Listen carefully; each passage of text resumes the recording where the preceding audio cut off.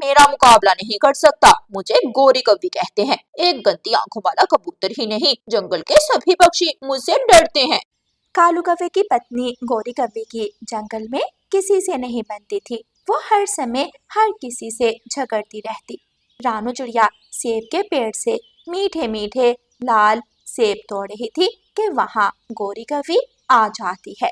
मम्मा चिड़िया ने मीठे फलों की एक टोकरी भरकर जमीन पर रखी थी और पेड़ पर बैठी फल तोड़ रही थी। गोरी कौवी जल्दी से आगे बढ़ती है और रानू चिड़िया की फलों की टोकरी उठाकर वहां से भाग आती है। गोरी गोरी रुक जाओ, मेरे फल मुझे वापस करो।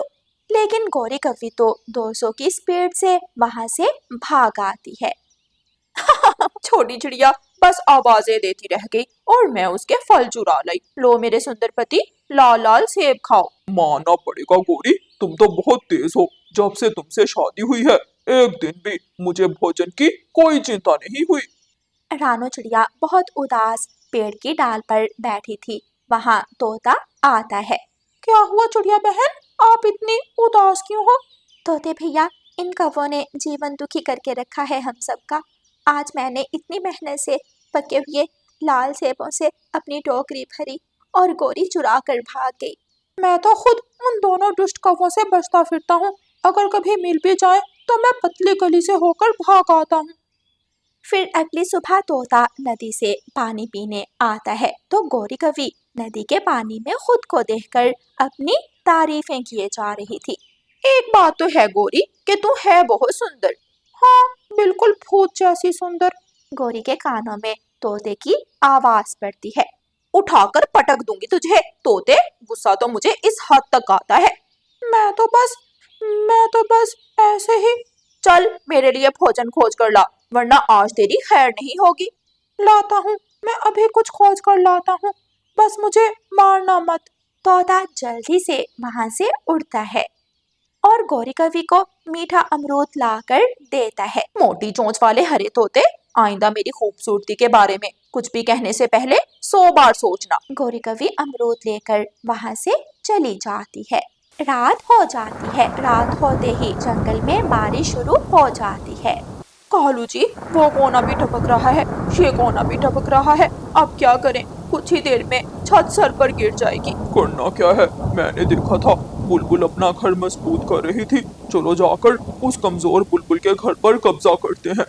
रानू चिड़िया की ऐसी कहानियाँ सुनने के लिए YouTube सर्च बार में रानू चिड़िया की कहानी लिखें या फिर ये बटन दबाकर बोलकर कहें रानू चिड़िया की कहानी।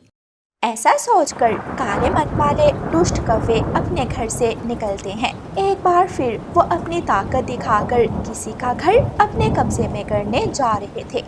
बुलबुल के दरवाजे पर दस्तक होती है। बुलबुल दरवाजा खोलती है। गोरी, कालू, तुम दोनों मेरे दरवाजे पर, सब ठीक तो है? हमारे यहाँ तो सब ठीक है, लेकिन अब तेरे साथ ठीक नहीं होने वाला। गोरी बुलबुल को लात मारकर पेड़ से नीचे गिरा देती है और दोनों दुष्ट कौवे बुलबुल के घर के अंदर चले जाते हैं। बुलबुल दरवाजे पर दस्तक देती है। ऐसा मत करो, मुझ गरीब से मेरा घर मत छीनो। लेकिन काले कौवों को बुलबुल पर जरा भी दया नहीं आती। बुलबुल फूट फूट कर रोने लगती है। ऊपर वाला तुम दोनों को इसकी सजा जरूर देगा। ऐसा कहकर बुलबुल वहां से उड़ जाती है। देखा गोरी, उस मोटी बुलबुल का घर कितना मजबूत है। हाँ कालू जी, मजा आ गया। इस जंगल में सबसे ज्यादा ताकतवर हम हैं, हमारा मुकाबला कोई नहीं कर सकता। दोनों कौवे हंसने लगते हैं।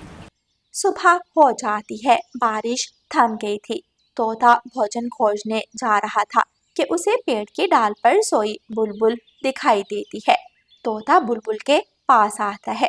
बुलबुल बहन, इतना बड़ा घर है आपका, लेकिन फिर भी आप यहाँ क्यों सो रही हैं? बुलबुल उठ जाती है। बहुत बुरा किया मेरे साथ, उन दुष्ट कौवों ने बहुत बुरा किया। बुलबुल तोते को सारी बात बताती है। न जाने उन दुष्ट कौवों का कब अंत होगा। दिन ब दिन वो अपनी हद ही पार करते जा रहे हैं। दोनों कौवे भोजन की तलाश में घर से निकले हुए थे, लेकिन उन्हें जंगल में कोई भी पक्षी दिखाई नहीं देता। आज कहाँ मर गए ये सारे पक्षी, कालू जी कोई भी नजर नहीं आ रहा। गौरी, लगता है सबने समय से पहले ही अपना भोजन खोज लिया है और घरों को चले गए हैं। अब क्या करें? आज के भोजन का बंदोबस्त कहाँ से करें? चलो कालू पहाड़ों की तरफ जाते हैं, शायद कुछ अच्छा मिल जाए। ऐसा सोचकर दोनों कौवे लाल पहाड़ों की तरफ उड़ते हैं। उन्हें एक घोंसला दिखाई देता है। उस घोंसले में कुछ मीठे फल भी पड़े थे। आखिर कुछ तो खाने को मिला, मुझे तो लगा था आज भूखा रहना पड़ेगा। गौरी देखो, घोंसला भी काफी मजबूत है, हम इसे भी अपने साथ ही ले जाएंगे। अभी दोनों ऐसे बातें कर रहे थे कि पीछे से चील आ जाती है। स्वागत है तुम दोनों का।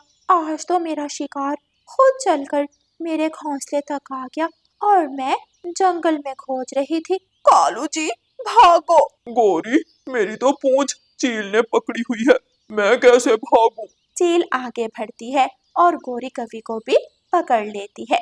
दोनों रोने लगते हैं। ऊपर वाला तुम दोनों को इसकी सजा जरूर देगा। गौरी को बुलबुल की कही बात याद आती है और वो रोने लगती है। लेकिन जिस तरह कौवों ने कभी दूसरे पक्षियों पर दया नहीं की थी, आज चील भी उन पर जरा भी दया नहीं खाती और चील दोनों कौवों को खा जाती है। ऐसे दोनों को उनके कर्मों की सजा मिलती है। उस दिन के बाद से सब पक्षी आजाद थे। वो अपना भोजन खोजते और आजादी से जहाँ मन करता वहाँ बैठकर खाते। प्यारे दोस्तों, हम जो बोते हैं वही काटते हैं, इसलिए हमें हमेशा अच्छाई के काम करने चाहिए। बुराई का अंजाम हमेशा बुरा होता है। और प्यारे दोस्तों, इस कहानी को लाइक, अपने दोस्तों के साथ शेयर और चैनल को सब्सक्राइब करना बिल्कुल मत भूलना। आपका धन्यवाद।